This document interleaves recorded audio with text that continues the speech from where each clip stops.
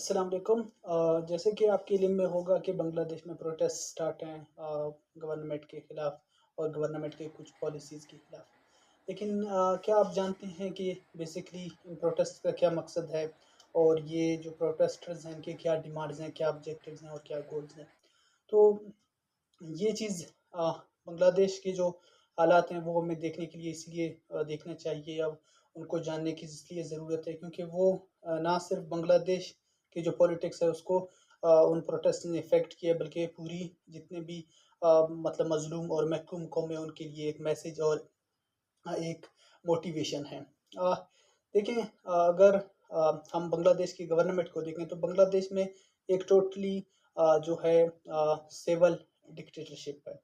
कहने को तो वो सिविलियन है लेकिन एक डिक्टेटर डिक्टेटर और एक अथॉरिटेरियन रजीम है बांग्लादेश में। ये रजीम तकरीबन 15 साल से बांग्लादेश में काबिज़ है और बेसिक बुनियादी हकूक़ जो हैं वो बांग्लादेशियों के इस गवर्नमेंट ने या इस डिक्टेटरशिप ने दबा के रखे हैं और ये जो है कंट्रोल करके रखे हैं। अगर हम देखें तो बांग्लादेश में रिसेंटली इसमें कोई शक नहीं कि बांग्लादेश में रिसेंटली तरक्की हुई है, इकोनॉमिक डेवलपमेंट हुआ है। लेकिन उसके साथ-साथ ये है कि जितने भी सिविलियन राइट्स हैं वो वहाँ पे प्रॉपर्ली नहीं मिलते। जैसे बाकी थर्ड कंट्रीज़ में नहीं है। तो अगर हम इस प्रोटेस्ट की हिस्ट्री देखें तो ये प्रोटेस्ट जो है ऐसे नहीं है कि एकदम से स्टार्ट हुए हैं या 1 साल के अंदर स्टार्ट हुए हैं, इसका एक पूरा हिस्ट्री है। दरअसल ये जो स्टूडेंट्स हैं मोस्टली पहले स्टूडेंट्स ने स्टार्ट किया, बाद में सिविल सोसाइटी ने भी इन प्रोटेस्ट को जॉइन किया। तो ये जो प्रोटेस्ट्स हैं ये दरअसल एक जो है जो एक डिक्टेटरशिप की एक कानून है या एक अथॉरिटेरियन रजीम का जो कानून है उसके खिलाफ है। दरअसल ये जो प्रोटेस्ट हैं ये स्टार्ट हुए हैं कोटा सिस्टम के खिलाफ। अच्छा, अब ये कोटा सिस्टम तो ज़ाहिर-सी बात है अगर हम कोटे की बात करें तो कोटा बहुत से जो मुल्क हैं वहाँ पे बेहतर काम कर रहा है और लोग कोटा के लिए डिमांड कर रहे हैं। लेकिन ऐसे क्यों है कि बांग्लादेश में लोग कोटा के खिलाफ जो है प्रोटेस्ट कर रहे हैं। तो बांग्लादेश में सिचुएशंस चेंज हैं as compared to Pakistan, India ऐसे मुल्कों में। अच्छा, जो कोटा सिस्टम है तो वो ये है कि जो है जब पाकिस्तान के साथ बांग्लादेश जब आज़ाद हुआ था 1971 में, तो उसके बाद शेख मुजीबुर रहमान ने 1972 में ऐलान किया था कि जितने भी फ्रीडम फाइटर्स हैं, हम उनको गवर्नमेंट्स के जॉब्स जितने भी हैं, उनमें कोटा देंगे। अब जब 1972 में शेख मुजीबुर रहमान का वहाँ पे गवर्नमेंट बना था, तो शेख मुजीबुर रहमान ने वहाँ पे 30% जो है कोटा गवर्नमेंट जॉब में कोटा दिया था फ्रीडम फाइटर्स को। अच्छा, उस वक़्त तक तो ये सही था क्योंकि नई-नई जो है मुल्क बना था और फ्रीडम फाइटर्स ने मेहनत किया था और आज़ादी हासिल किया था पाकिस्तान से। लेकिन अब प्रॉब्लम क्या क्रिएट हुआ है? प्रॉब्लम ये क्रिएट हुआ है कि वो कोटा आज तक चलता आ रहा है। मतलब ये है कि जो है वक़्ती तौर पे तो वो ठीक था 10 साल के लिए, 5 साल के लिए चलो एक मतलब जवाज़ था उस चीज़ का। लेकिन वो है कि अब मतलब दादा, परदादा, बच्चों बच्चों तक वो चीज़ पहुँच गया है कि मतलब पोते तक पोतों तक पहुँच गया है वो कोटा सिस्टम। तो उसको अब ख़त्म करने के लिए जो बांग्लादेश की यूथ है वो सड़कों पे निकल गई है।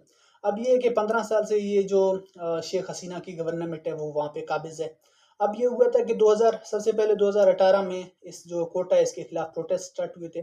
2018 में ये हुआ था कि अ, सुप्रीम कोर्ट में कुछ लोगों ने दरख्वास्त दिया था, अपील किया था कि आप ये जो है 30% जो कोटा है वो ख़त्म कर लें इसको ओपन मेरिट कर लें। क्योंकि अब जो फ्रीडम फाइटर्स के बच्चों को जो मिल रहा है वो नाजायज़ है, वो लीगल नहीं है। तो ये हुआ था कि बांग्लादेश के हाई कोर्ट ने क्या किया कि उस दरख्वास्त को रद्द किया और जो है जो जिन लोगों जो प्रोटेस्ट कर रहे थे उनके खिलाफ ये फैसला दिया। तो उसके खिलाफ उसके बाद ये हुआ था कि बहुत ज़्यादा प्रोटेस्ट स्टार्ट हुए 2018 में। उस टाइम जो है बांग्लादेश की जो करंट गवर्नमेंट है वो प्रेशराइज़ होके क्या हुआ कि शेख हसीना जो है उसने एक पॉलिटिकल चाल खेला। ऐसे किया कि बांग्लादेश में तकरीबन 56% कोटा है। 56 में 10% जो है फीमेल्स के हैं, 10% जो है डिस्ट्रिक्ट अनडेवलप्ड पॉपुलेशन के लिए है, बाकी मिनॉरिटीज़ डिसेबल और ट्रांसजेंडर्स के लिए जो है कोटा है, तकरीबन 56% कोटा है। तो क्या हुआ कि 2018 में जो है इनके जो पीएम है इसने पूरा जितना भी कोटा था, सारे कोटे को ख़त्म किया और क्या किया कि इसके बाद प्रोटेस्ट ख़त्म हुए। वक़्ती तौर पे तो ये एक अच्छा फ़ैसला था। ये अच्छा तो हम नहीं कह सकते क्योंकि इसने 30% नहीं बल्कि 56% टोटल ही कोटा सिस्टम को ख़त्म किया, लेकिन एक पॉलिटिकल चाल था। अब क्या होता है कि 2024 में जब इलेक्शंस होते हैं, 2024 में इलेक्शन जब होते हैं तो ये शेख हसीना जो है ये पावर में आ जाती हैं। अब ये पावर में जब आ जाती हैं तो ये एक पॉलिटिकल जो है फिर से एक ड्रामा स्टार्ट कर लेती हैं। इसमें ये है कि जो दोबारा से जो है जो हाई कोर्ट है वो बहाल कर देता है कोटा सिस्टम। अब जब ये बहाल कर देता है तो 56% कोटा कोटा होता है और उसमें 30% जो है फ्रीडम फाइटर्स के जो बच्चे हैं उनको मिलता है।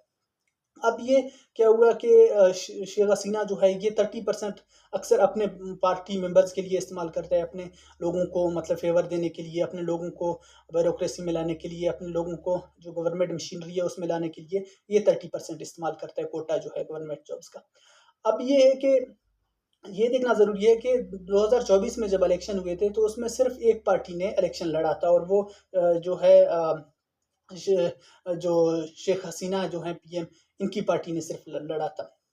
इसके अलावा बीएनपी जो एक पार्टी है, बांग्लादेश नेशनल पार्टी, उसने बायकॉट किया था। बाकी पार्टी जितने भी छोटे पार्टीज़ हैं, उन्होंने भी बायकॉट किया था। तो सिर्फ़ एक पार्टी ने इलेक्शन लड़ा था और उसने 75% वोट लिए थे। तो आप इससे देख सकते हैं कि वहाँ पे इलेक्शन कैसे हुए। अब ये इलेक्शन जीतने के बाद शेख हसीना जो है, इसने ये समझ लिया कि मेरे हाथ में है और ये है कि मैं अपने पार्टी के मेंबर्स को फ़ेवर देने के लिए बहाल कर लूँगा। इनडायरेक्टली जो है, ये गवर्नमेंट के सपोर्ट से ही जो है हाई कोर्ट ने इसको बहाल किया। तो उसके बाद प्रोटेस्ट स्टार्ट हुए तो प्रोटेस्ट कोटा खत्म कर लें 30% और ये है कि